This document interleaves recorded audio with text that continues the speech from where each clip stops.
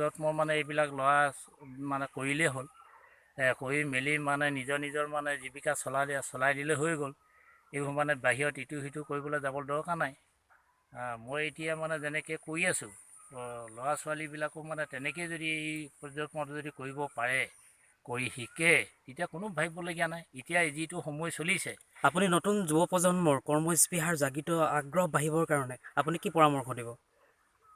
এইবিলাক এতিয়া খেতি বাতি মানে যে কৰে, সেই তাৰ লগত মানে শিক্ষাটো ল'বগৈ লাগে। খেতি নকৰাজনে তেতিয়া তাৰ পদ্ধতি যদি সিও কৰি যায়, তেতিয়াতো সিও চলিব পৰা যায়, তাৰো ল'ৰা ছোৱালী ধৰি লওক ভৱিষ্যতৰ কাৰণে ইনকম হ'ব। গতিকে এনেকেই কৰি মেলি মানে চলি থকাটো আজি যিটো দিন আহিছে, চলিব গৰিব নিমিত্তে।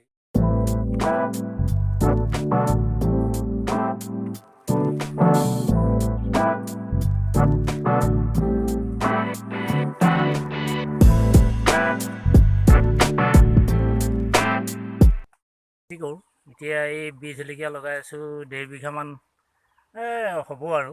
ইয়াত এতিয়া আজিৰ দিনত এতিয়া লকডাউন হৈ গৈছে, এতিয়া কি কৰি চলিম।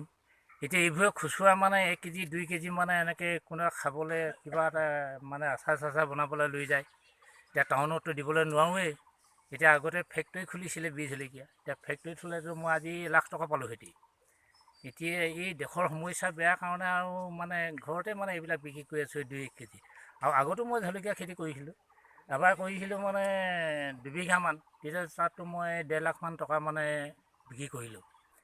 দিনত যুৱক পৰিষদে মানে ধৰি লওক মানে এইবিলাক শাক পাচলি খেতি কৰি ঘৰতে মানে এবল আৰাম কৰি, এবল মানে হয়তো দোকান পোহৰ এই শাক পাত বিক্ৰী কৰি আৰামত চলি থাকিব পাৰে।